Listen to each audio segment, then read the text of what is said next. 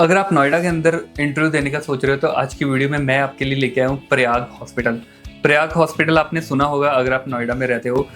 जो नोएडा में ज़िला डिस्ट्रिक्ट हॉस्पिटल है, जो गवर्नमेंट हॉस्पिटल है, उसके थोड़ा सा ही आगे आपको पड़ेगा प्रयाग हॉस्पिटल। तो प्रयाग हॉस्पिटल में सैलरी क्या है, वहाँ पे ज्वाइनिंग का प्रोसेस क्या है, वहाँ पे नर्स पेशेंट रेशियो क्या है, वहाँ पे काम कैसा होता है, वहाँ पे वैकेंसी चल रही है या नहीं चल रही है, आज की वीडियो में हम हर एक चीज़ डिस्कस करेंगे। अगर आप नोएडा से हो और आप नोएडा में ट्राई करना चाहते हो, यूपी की रजिस्ट्रेशन है, चेंज नहीं करवाना चाहते हो, तो ये हो सकता है ये हॉस्पिटल आपके लिए बेस्ट हो।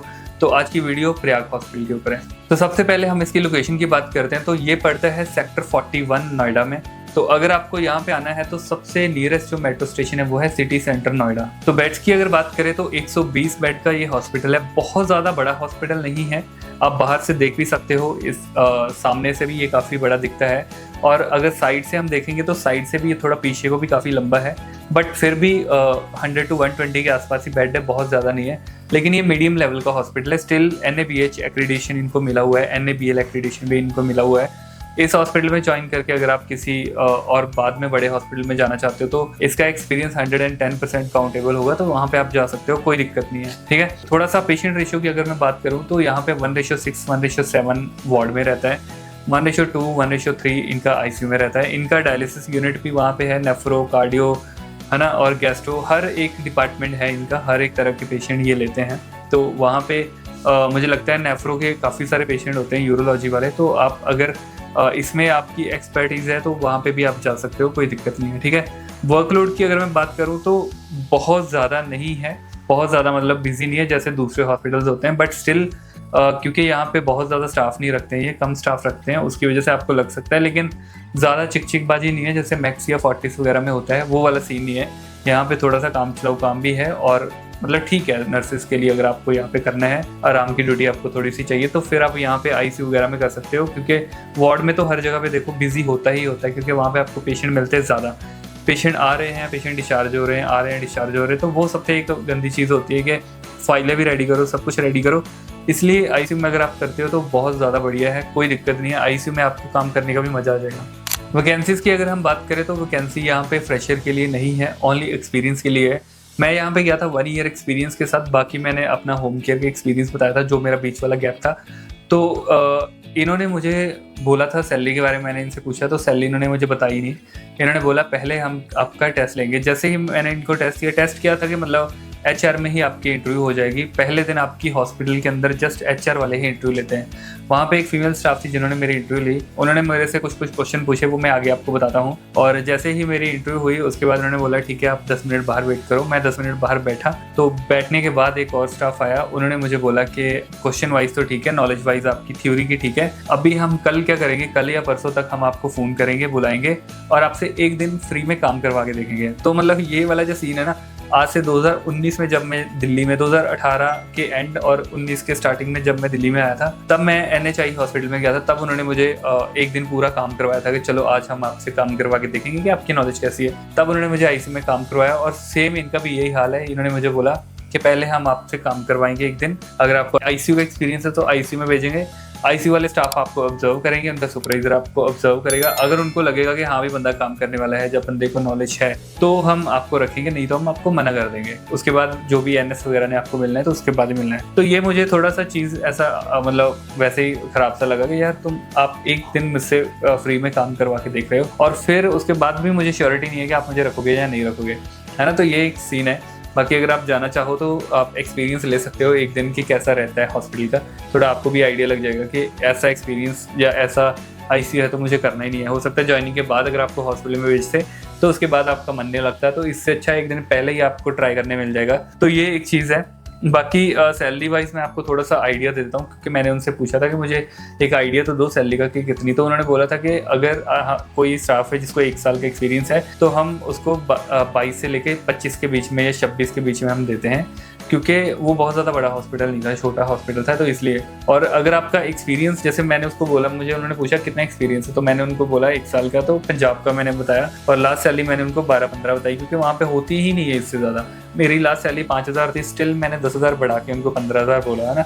और फिर उन्होंने बोला कि ठीक है कोई बात नहीं, आपको अच्छी सैलरी मिल जाएगी, अच्छी मतलब इन द सेंस 10,000 बढ़ा के दे देंगे।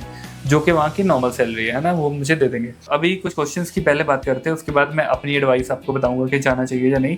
तो इंटरव्यू प्रोसेस इनका क्या है, आपको सीधा वहाँ पे जैसे ही हॉस्पिटल के अंदर एंटर करते हो, सामने से आप फोटो में देख सकते हो, मतलब वीडियो में देख सकते हो कैसा है, वहाँ से डायरेक्ट सीधा एंटर करना है। एंटर करते ही सामने गार्ड बैठा है, उनसे पूछना है पूछ लो, नहीं तो सीधा बेसमेंट में चले जाओ। आपको तो मैंने अभी बता दिया, तो आपको पता चल गया, सीधा बेसमेंट में जाना है। बेसमेंट में आपको राइट साइड पे फिजियोथेरेपी का रूम मिलेगा, लैब टेक्नीशियन का रूम मिलेगा, उसके बाद रेडियोलॉजी का भी रूम मिलेगा और ब्लड बैंक का मिलेगा, लेकिन एचआर नहीं मिलेगा। तो मैं वापस गया, लेकिन एचआर क्या है, ब्लड बैंक के अंदर आपको घुस जाना है। जो ब्लड बैंक का गेट है उसको ओपन करना, उसके अंदर जाके लेफ्ट साइड पे फर्स्ट रूम है उनका, जहाँ पे एचआर नहीं, शायद एडमिनिस्ट्रेशन कुछ ऐसे रूम लिखा हुआ है। तो वहाँ पे जाना, उनको बोलना है कि एचआर डिपार्टमेंट है, मैं नर्सिंग के इंटरव्यू के लिए आया हूँ। तो वो आपसे आपका सीवी लेंगे, आपसे सारी चीजें पूछेंगे, आपसे क्वेश्चन पूछेंगे। क्या क्वेश्चन पूछेंगे वो मैं आपको बताता हूँ। उन्होंने मुझे पूछा सबसे पहले लासा ड्रग्स क्या होती है, आपने कहाँ पे काम करा है और आपकी इंट्रोडक्शन, ये 3 चीजें स्टार्टिंग के क्वेश्चन थे। उसके बाद नॉर्मल वाइटल्स, जीसीएस के बारे में, CPR guidelines, biomedical waste, infection control, ABG interpretation और वेंटिलेटर के मोड कौन कौन से होते हैं, जैसे मैंने उनको बता दिया वही।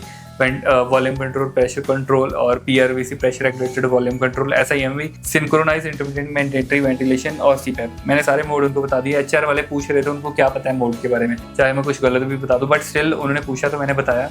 उसके बाद ईसीजी के बेसिक्स, ईसीजी कैसे करते हैं, क्यों करते हैं, क्या देखने के लिए करते हैं, उसके लिए। फिर हाई रिस्क मेडिसिन के बारे में, फिर जो मतलब वार्ड में कौन कौन सी हाई रिस्क मेडिसिन दे सकते हैं उसके बारे में, है ना। और आईवी कैनुलेशन के बारे में पूछा, तो वो भी मैंने उनको बताया। और मेडिसिन सेफ्टी के बारे में, मेडिसिन सेफ्टी मतलब मेडिसिन राइट्स के बारे में, क्या कौन कौन से राइट्स हैं। तो ये सारी चीज़ें पूछ के मुझे 10 मिनट बाहर बिठाया। और फिर उन्होंने जो सेकंड वाला बंदा आया जिसने मुझे 1 दिन काम करने के लिए बोला था, तो वो मुझे मिला। तो मतलब जो जैसे मैंने आपको बता दिया, मैंने तो उस दिन के लिए मना कर दिया था, बोल रहे अगर आप अभी फ्री हो तो आपको हम अभी भेज देते हैं। तो मैं कहा नहीं, मेरे पास अभी टाइम नहीं है, मुझे अभी कहीं जाना है, काम जल्दी है मुझे, तो मुझे आप कॉल कर देना। बोले ठीक है, हम 2 या 3 दिन के बाद आपको कॉल करेंगे, बुलाएंगे और आपसे 1 दिन काम करवाएंगे। मैं तो खैर करूँगा नहीं, लेकिन आप अगर जाओ तो आप 1 दिन काम करके टेस्ट कर सकते हो कैसा है, आपको मतलब करने का मन है या नहीं है ना, तो वो आप देख लेना।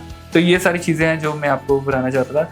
बाकी मैं अपनी साइड से अगर आपको एडवाइस दूँ, अगर आपको एक्सपीरियंस है और आपने बड़े हॉस्पिटल में काम कर रखा है और आप थक गए हो, पक गए हो बड़े हॉस्पिटल में काम करके, आपको ये है कि यार अब इतना काम नहीं होता है मेरे से, अब मैं आराम की ज़िंदगी चाहता हूँ, यहाँ पे ज़्यादा चिकचिकबाजी ना हो, ज़्यादा उंगली करने वाले ना हो, ज़्यादा क्लासेस ना हो, कभी आईसीएन आके आपको कुछ बोल रही है, कभी बेड सोर नर्स आके आपको पेशेंट को टर्न करवा रही है, बेड सोर दिखाओ, ये दिखाओ, वो दिखाओ, है ना, कभी क्वालिटी वाले कुछ आके कुछ उंगली कर रहे हैं ना। मतलब ये सारी चीज़ों से अगर आप थक गए हो, आपको ये है कि आराम की जॉब करनी है जहाँ पे आराम से अपना काम करो और घर आओ, तो आपके लिए बेस्ट हॉस्पिटल हो सकता है। एज ए फ्रेशर यहाँ पे वैसे ही आपको लेंगे नहीं, और अगर 1 साल की एक्सपीरियंस है तो मैं फिर भी आपको सजेस्ट नहीं करूँगा, मेरे हिसाब से किसी बड़े हॉस्पिटल में जाओ, ताजो थोड़ा सा आप अच्छे से और काम सीखो। मैक्स ज्वाइन करो, फोर्टिस ज्वाइन करो, यदार्थ करो, मेदांता करो, जो भी हॉस्पिटल ज्वाइन करना है, 250-300 बेड वाला हॉस्पिटल ज्वाइन करो, ताकि आप और ज़्यादा अपने आप को निखारो और ज़्यादा अपनी नॉलेज बढ़ाओ, देन आप ऐसे वाले हॉस्पिटल में आओ।